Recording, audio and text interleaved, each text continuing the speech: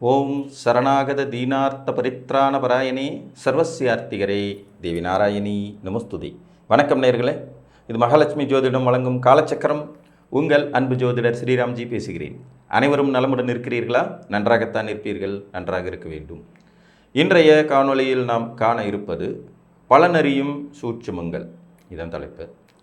ஜாதகத்தில் நாம் பலன்களை எடுப்பதற்கு பலவிதமான யுக்திகளை கையாளுகிறோம்.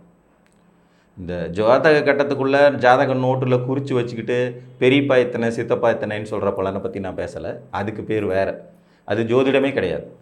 ஏற்கனவே தெரிந்த தகவல்களை சங்கேத எண்களில் குறித்து வச்சுக்கிட்டு உங்கள் அப்பா கூட பிறந்தது இத்தனை பேர், அம்மா கூட பிறந்தது இத்தனை பேர், பெரியப்பா எத்தனை பேர், தாய் மாமா எத்தனை பேர்னு சொல்கிறது ஜோதிடம் அல்ல. ஒரு கட்டத்தின் அடிப்படையில் ஒரு ஜாதகருக்கு எப்படி பலன்களை தருவது அப்படிங்கிறதுக்கான சில முறைகளை ஃபாலோ பண்ணுறோம். அதில் ஒன்றை இன்றைக்கி நம்ம விரிவாக பார்க்கலாம். பொதுவாக ஒரு மனிதனை ஆள்வது தசாபுத்திகள் தான். நம்மை ஆள்பவர்கள் எப்படி மாறிக்கொண்டே இருக்கிறார்களோ அதே மாதிரி ஒவ்வொரு ஜாதகமும் தசாநாதர்களால் ஆளப்பட்டு புத்திநாதர்களால் கையாளப்படும். நம்ம லக்னம், ராசி, ஜென்ம நட்சத்திரம், அந்த ஜென்ம நட்சத்திரத்தின் அடிப்படையிலிருந்து தசைகள் ஆரம்பமாகும். இந்த தசைகளின் நாதர்கள் தான் நம்மளை வழிநடத்தி செல்வாங்க. ஒரு மோசமான திசையில் பெரும் பாதிப்புகளை சந்தித்து கொண்டிருந்த ஒரு மனிதர் அதற்கு பிறகு நல்ல திசையில் அப்படியே மாறி மிக பெரும் வெற்றியாளராகவும் திகழ்வார். அந்த மோசமான தசைகளில் பெரும் பாதிப்புகளுக்கு நடுவிலும் சில புத்தி காலங்கள் அவருக்கு நல்லா இருக்கும். இந்த யோகமான திசையின் வெகு சிறந்த நல்ல நேரத்திலும் கூட சில புத்திகள் மோசமாக பலன் நடக்கும். ஸோ இதெல்லாமே சேர்ந்தது தான் ஜாதகம். பலனை கணிப்பதற்கான சூட்சுமங்களில் முதல்ல நாம் எடுத்துக்கொள்ள வேண்டியது லக்னாதிபதியின் நிலைப்பாடு. ஒருவருக்கு நடக்கும் நன்மைகள் தீமைகள் அது சார்ந்த விஷயங்களை தீர்மானிப்பது என்பது லக்னாதிபதி தான். அந்த லக்னாதிபதியின் வலு எப்படி இருக்கிறது அப்படிங்கிறது முதல் நிலை. அதற்கடுத்தபடியாக மெயினாக தசாநாதர்கள் தான். தசாநாதர்கள் இந்த ஜாதகரை எப்படி கொண்டு செல்கிறார்கள், எதன்படி வழி நடத்துகிறார்கள் அப்படிங்கிற நிலையை ரொம்ப நுணுக்கமாக கணிக்க வேண்டியது அவசியம். இதில் தசாநாதனை மீறி சில நிலைகளில் லக்னாதிபதியால் கூட செயல்பட முடியாது. தசாநாதன் வைத்தது தான் சட்டம் அப்படிங்கிறது மாதிரியே தான் இருக்கும். ஒன்று, தசாநாதன் தரக்கூடிய நல்ல பலன்களை அதிகப்படுத்தி பெற்றுக்கொள்ள லக்னாதிபதி தயாராக இருப்பார். இன்னொன்று, தசாநாதன் தரக்கூடிய துன்பங்களை தாங்கும் வலிமையோட லக்னாதிபதி இருப்பார். இந்த ரெண்டு தான் அவரால் செஞ்சுக்க முடியும். அப்போ ஒரு ஜாதகத்தில் கணிக்க முதலில் எடுத்துக்கொள்ள வேண்டியது தசாநாதனின் நிலை. அந்த தசாநாதன் இந்த ஜாதகருக்கு எவ்வளவு காலம் நடத்தி கொண்டிருக்கிறார், இன்னும் எவ்வளவு காலம் பாக்கி இருக்கிறார், இந்த பாக்கி இருக்கக்கூடிய புத்தி காலங்கள் எப்படி ஜாதகருக்கு செயல்பட போகிறது, அந்த புத்தி காலங்களில் இந்த தசாநாதனுக்கு கட்டுப்பட்ட அந்த புத்திநாதர்கள் செயல்படுகிறார்களா அல்லது தசாநாதனை மீறி புத்திநாதர்கள் செயல்பட போகிறார்களா, இதை கணிக்கணும். அடுத்து, இந்த லக்னத்திற்கு இந்த தசாநாதன் யார், அது ரொம்ப ரொம்ப முக்கியம். இப்போ உதாரணமாக ஒரு தனுசு லக்கண ஜாதகம். இந்த தனுசு லக்கண ஜாதகத்திற்கு புதன் திசை நடக்கிறது. புதன் ஒரு பாதகாதிபதி இந்த லக்னத்திற்கு, இதில் ஒன்றும் மாற்று கருத்து இல்லை. லக்ன யோகி கிடையாது, அவயோகி. ஆனால் அந்த புதன் தான் இந்த ஜாதகர் தனுசு லக்கணத்திற்கு 7ஆம் இடம் என்கின்ற கலத்திர ஸ்தானத்தையும் 10ஆம் இடம் என்கின்ற ஜீவனஸ்தானத்தையும் ஆட்சி செலுத்தி கொண்டிருப்பவர். அப்போ புதன் திசையில் ஜாதகருக்கு திருமணம் நடக்குமா என்று கேள்வி கேட்டால் நடக்கும்னு தான் பதில் சொல்லணும். ஏன்னா 7ஆம் இடத்தை கொடுக்க வேண்டிய பொறுப்பு புதனுக்கு தான் உண்டு. 10ஆம் இடத்தின் ஜீவனம் இருக்குமா என்பதற்கும் அந்த 10ஆம் இடத்திற்கான ஜீவனத்தை கொடுக்க வேண்டிய பொறுப்பும் புதனுக்கு தான் உண்டு. இந்த இடத்துல தான் ஜோதிட சாஸ்திரத்தின் ஒரு சூட்சுமம். இந்த வீடுகள் காலபுருஷனுக்கு எத்தனாவது வீடுகளாக வருகிறதோ அதன் அடிப்படையிலும் புதன் செயல்பட்டு விடுவார்ங்கிறது ஒரு நிதர்சனமான உண்மை. இப்போ தனுசு லக்னக்காரங்களை மோஸ்ட்லி சொந்த தொழில் பண்ணாதீங்க, நீங்கள் கடங்காரன் ஆயிருவீங்கன்னு சொல்கிறதுக்கான சூட்சுமம் காலபுருஷனுடைய 6ஆம் இடம் இவர்களுக்கு தொழில் ஸ்தானமாக வரும். அதாவது கடன்கார ஸ்தானம் இவர்களுக்கு தொழில் ஸ்தானமாக வரும். எப்பவுமே 6ஆம் இடங்கிறது 10க்கு பாக்கியஸ்தானம். அப்போ அடிமை ஜீவனம் என்று சொல்லக்கூடிய உத்தியோகத்தில் இருக்கும்போது தனுசு லக்ன ஜாதகர்கள் மிக பெரும் வெற்றியாளர்களாக இருக்காங்க. அதுவே சொந்த தொழில் பண்ணும்போது மிகப்பெரிய கடன்காரர்கள் ஆகிறார்கள். அப்படிங்கிற அந்த வித்தியாசத்தை அந்த தசாநாதனின் அடிப்படையில் அவன் நின்ற வீட்டின் அடிப்படையில் ஜாதகருக்கு எடுத்துரைக்க வேண்டியது அவசியம். இங்கே தசாநாதன் யார், அவர் இந்த லக்னத்திற்கு எப்படிப்பட்டவர், எந்தெந்த வீடுகளை இயக்க கடமைப்பட்டவர், எந்தெந்த வீடுகளை இயக்க கடமைப்பட்டவர், அவர் எங்கே இருக்கிறார், எப்படிப்பட்ட வலுவோடு இருக்கிறார், இது ஒரு நிலை. அடுத்து இதை பெற்றுக்கொள்ள லக்னாதிபதி தகுதி உடையவராக இருக்கிறாரா, லக்னாதிபதியின் வலு எப்படிப்பட்டதாக இருக்கிறது, அவர் தரக்கூடிய நன்மைகள் தீமைகளை இவர் ஏற்றுக்கொள்ளும் நிலையில் இருக்கிறாரா என்பதை கணிக்க வேண்டியது அவசியம். இது போக புத்திநாதர். இப்போ புதன் திசைனா 17 ஆண்டுகள்னா 17 ஆண்டுகளும் தொடர்ந்து அப்படியே புதனுடைய பவர்லேயே இருக்குமாண்ணா. நடுவில் 9 கிரகங்களுடைய புத்திகளும் வரவே செய்யும். புதன் திசையில் முதல் புத்தி புதன் புத்தி தான்.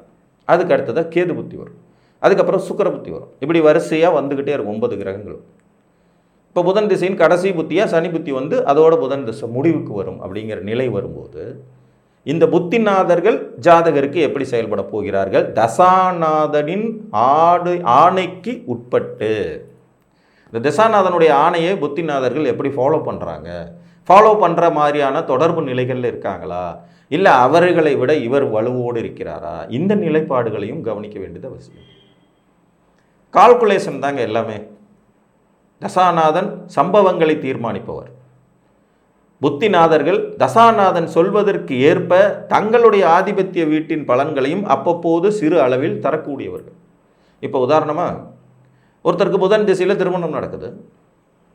திருமணமாகி ஒரு 4-5 ஆண்டுகள் ஆன பிறகு குழந்தை பாக்கியத்தை பற்றி கேட்கும்போது புதன் திசையின் குரு புத்தியோ புதன் திசையின் செவ்வாய் புத்தியோ அதை தர தகுதி உடையவர்களாக இருக்கும் அப்படிங்கிற பலனை நம்ம சொல்ல முடியும். ஏன்னா இங்கே 5ஆம் இடத்துக்கு அதிபதியாய் செவ்வாய் வருவதும் புத்திர காரகனாய் குரு வருவதும் அமைப்புகளை தரும். நான் வீடு கட்டி கொள்ளலாமான்னு ஒருத்தர் கேள்வி கேட்கும்போது அந்த 4ஆம் இடம் சார்ந்தது 8ஆம் இடம் சார்ந்தது சுப விரயங்களை தரக்கூடிய தசாபுத்திகள் இருக்கிறதா என்பதையும் பார்த்து அறிந்து பலன் சொல்ல வேண்டிய சூட்சமம் இருக்கும். இதோடு கோச்சாரத்தையும் அப்படியே லைட்டாக எடுத்துக்கலாம். கோச்சாரத்தில் சில மோசமான நிலைகள் ஜாதகத்தில் நடந்துகிட்டு இருக்கும்போது நல்ல பலன்கள் சிலவை தடைபட வாய்ப்புகள் உண்டு, கெட்ட பலன்கள் மிகுதியாக நடக்கவும் வாய்ப்பு உண்டு. இதையும் ரெண்டையும் கணக்கு போட்டுக்கணும். இந்த கோச்சாரத்தில் ஒவ்வொரு கிரகத்தையும் கணக்கு போடணுன்றது இல்லை, வருடக்கோள்களை கணக்கு போட்டோம்னாலே ஓரளவுக்கு தாக்கு பிடிக்க முடியும்.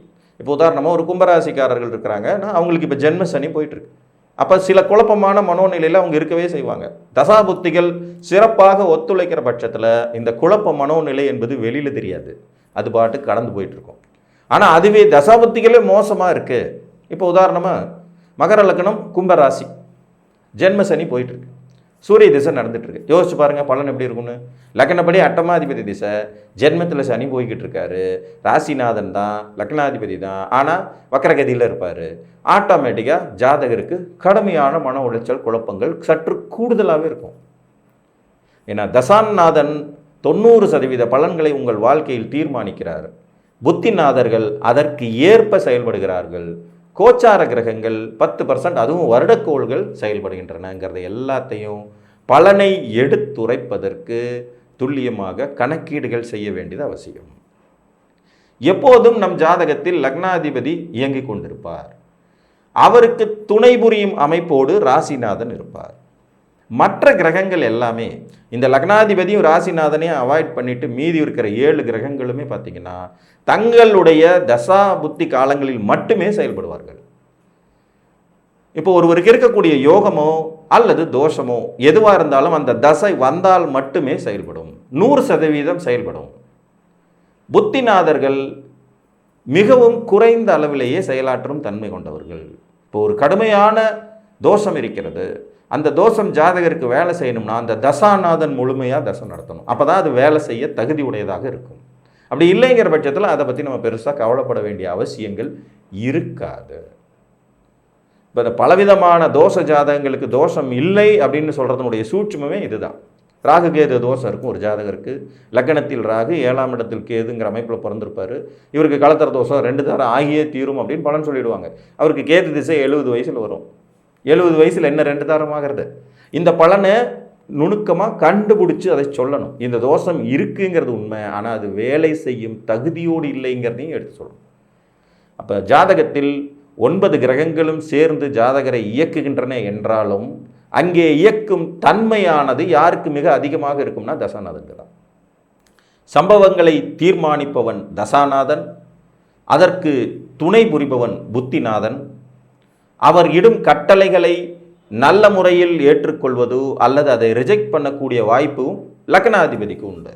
இவர்களின் நிலைப்பாடு என்ன என்பதை துல்லியமாக அறிந்தே ஜாதகத்தில் பலன் உரைக்கும் சூட்சுமங்களை எடுக்க வேண்டும் என்று கூறி மீண்டும் ஒரு காணொலியில் உங்களை வந்து சந்திக்கும் வரை உங்களிடமிருந்து அன்புடன் விடைபெற்றுக் கொள்வது உங்கள் அன்பு ஜோதிடர் ஸ்ரீராம்ஜி. நன்றி, வணக்கம்.